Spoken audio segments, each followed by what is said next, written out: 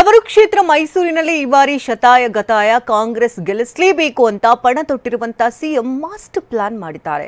ಅತ್ತ ಬಿಜೆಪಿ ಕೂಡ ಕಾಂಗ್ರೆಸ್ಗೆ ಟಕ್ಕರ್ ಕೊಡೋದಕ್ಕೆ ಮುಂದಾಗಿದೆ. ಈ ಸುದ್ದಿಗಳನ್ನು ನೋಡೋಣ ಟಾರ್ಗೆಟ್ ಮೈಸೂರು ನ್ಯೂಸ್ ಟಾಪ್ 9 ನಲ್ಲಿ.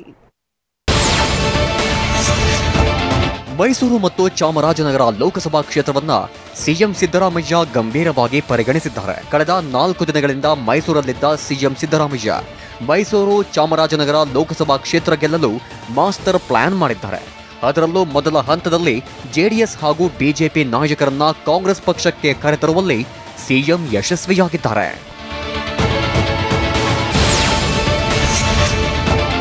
ಮೈಸೂರಿನ ಬಿಜೆಪಿ ಮುಖಂಡ ಎಚ್.ವಿ. ರಾಜೀವ್, ಮಾಜಿ ಸಚಿವ ಕೋಟೆ ಎಂ ಶಿವಣ್ಣ, ಜೆಡಿಎಸ್ನ ಕೆ.ವಿ. ಮಲ್ಲೇಶ್, ಗಡ್ಡ ವಾಸು, ಮಾಜಿ ಮೇಯರ್ ಬೇಯಲ ಭೈರಪ್ಪ ಕಾಂಗ್ರೆಸ್ಗೆ ಸೇರ್ಪಡೆಯಾಗಿದ್ದಾರೆ. ನಿನ್ನೆ ಮೈಸೂರಿನ ವಿದ್ಯಾರಣ್ಯಪುರಂನ ಭೂತಾಳೆ ಮೈದಾನದಲ್ಲಿ ನಡೆದ ಸಮಾರಂಭದಲ್ಲಿ ಕೆಆರ್ ಕ್ಷೇತ್ರದ ಬ್ರಾಹ್ಮಣ ಸಮಾಜದ ಪ್ರಭಾವಿ ಮುಖಂಡ ಎಚ್.ವಿ. ರಾಜೀವ್ ಹಾಗೂ 50ಕ್ಕೂ ಹೆಚ್ಚು ಮಂದಿ ಕಾಂಗ್ರೆಸ್ಗೆ ಸೇರ್ಪಡೆಯಾದರು.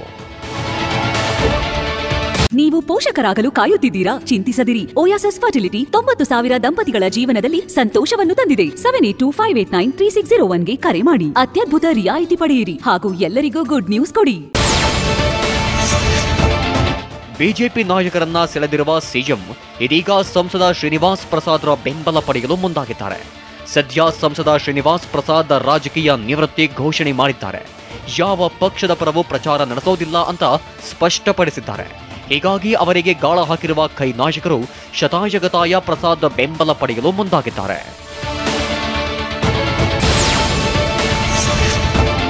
ಒಕ್ಕಲಿಗರೇ ಹೆಚ್ಚು ಇರುವ ಕ್ಷೇತ್ರವನ್ನ ತೆಕ್ಕೆಗೆ ತೆಗೆದುಕೊಳ್ಳಲು ಸಿದ್ದರಾಮಯ್ಯ ಒಕ್ಕಲಿಗ ನಾಯಕರಿಗೆ ಟಾಸ್ಕ್ ನೀಡಿದ್ದಾರೆ. ಪ್ರತಿಯೊಬ್ಬ ಶಾಸಕರಿಗೂ ವಿಧಾನಸಭೆಯಲ್ಲಿ ಪಡೆದ ಮತ ಪ್ರಮಾಣ ಯಾವುದೇ ಕಾರಣಕ್ಕೂ ಲೋಕಸಭೆಯಲ್ಲಿ ಕಡಿಮೆಯಾಗಬಾರದು, ಬದಲಾಗಿ ಇನ್ನೂ ಹೆಚ್ಚಾಗಬೇಕು ಅಂತ ಸಿಎಂ ಸೂಚನೆ ನೀಡಿದ್ದಾರೆ. ಅದಲ್ಲದೆ ಯದುವೀರ್ ವಿರುದ್ಧ ಯಾರು ಮಾತನಾಡದಂತೆ ಸಿಎಂ ಖಡಕ್ ಸೂಚನೆ ಕೊಟ್ಟಿದ್ದಾರೆ.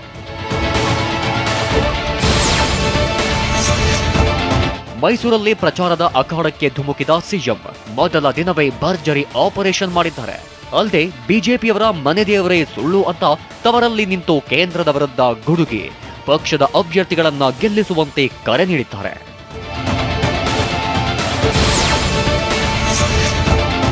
ಇನ್ನು ಕೇಂದ್ರ ಹಣಕಾಸು ಸಚಿವೆ ನಿರ್ಮಲಾ ಸೀತಾರಾಮನ್ಗೆ ಸಿಎಂ ವಿರುದ್ಧ ಬಹಿರಂಗ ಚರ್ಚೆಗೆ ಸವಾಲು ಹಾಕಿದರು.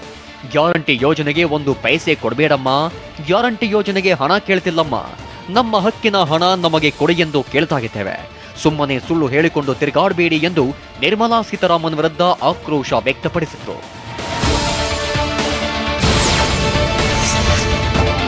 ಒಂದ್ ಕಡೆ ಸಿಎಂ ಸಿದ್ದರಾಮಯ್ಯ ಮೊದಲ ಹಂತದ ಆಪರೇಷನ್ ಹಸ್ತ ಯಶಸ್ವಿಯಾಗಿ ಮಾಡಿದ್ರೆ, ಅತ್ತ ಡಿಸಿಎಂ ಡಿಕೆ ಸಹ ಮತ್ತಷ್ಟು ನಾಯಕರು ಬರುವ ಸುಳಿವು ಕೊಟ್ಟಿದ್ದಾರೆ.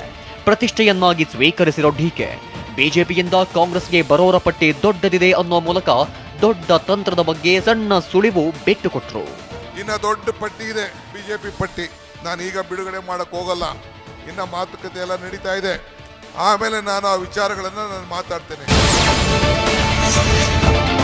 ಇನ್ನು ಮತ್ತೊಂದೆಡೆ ಕಾಂಗ್ರೆಸ್ಗೆ ದೋಸ್ತಿಗಳು ಟಕ್ಕರ್ ಕೊಡಲು ಮುಂದಾದರು. ಮಾಜಿ ಸಿಎಂ ಎಚ್ಡಿಕೆ ಹಾಗೂ ವಿಜಯೇಂದ್ರ ಮೈತ್ರಿ ಬಳಿಕ ಮೊದಲ ಸಮನ್ವಯ ಸಭೆ ಮಾಡಿದ್ರು. ಈ ವೇಳೆ ನಾವು ಒಗ್ಗಟ್ಟಾಗಿರೋಣ, ಕೇವಲ ಇದೊಂದೇ ಚುನಾವಣೆಗೆ ಮಾತ್ರವಲ್ಲ, ಮುಂದೆಯೂ ಒಗ್ಗಟ್ಟಿನಿಂದ ಇದ್ದು ಕಾಂಗ್ರೆಸ್ ವಿರುದ್ಧ ಹೋರಾಡೋಣ ಅಂತ ಸಭೆಯಲ್ಲೇ ಶಾಸಕ ಜಿಟಿಡಿ ಕಾರ್ಯಕರ್ತರಿಗೆ ಕರೆ ನೀಡಿದ್ರು.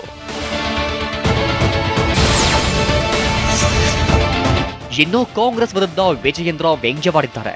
ಸರ್ಕಾರಕ್ಕೆ ಭಯ ಶುರುವಾಗಿದ್ದು ಆಪರೇಷನ್ ಮೊರೆ ಹೋಗಿದ್ದಾರೆ ಅಂತ ಕಿಡಿಕಾರಿದ್ರು. ಯದುವೀರ್ ಒಡೆಯರ್ ಅವರು ಇವತ್ತು ನಮ್ಮ ಭಾರತೀಯ ಜನತಾ ಪಾರ್ಟಿ ಅಭ್ಯರ್ಥಿ ಆಗಿದ್ದಾರೆ. ಚಾಮರಾಜನಗರ ಲೋಕಸಭಾ ಕ್ಷೇತ್ರದಿಂದ ನಮ್ಮ ಬಾಲರಾಜ್ ಅವರು ಇವತ್ತು ನಮ್ಮ ಅಭ್ಯರ್ಥಿ ಆಗಿದ್ದಾರೆ. ಒಂದು ದಾಖಲೆ ಅಂತರದಿಂದ 2 ಕ್ಷೇತ್ರಗಳು ಕೂಡ ಗೆಲ್ತೇವೆ ನಾವು. ಕಾಂಗ್ರೆಸ್ನವರು ಭಯಭೀತರಾಗಿದ್ದಾರೆ.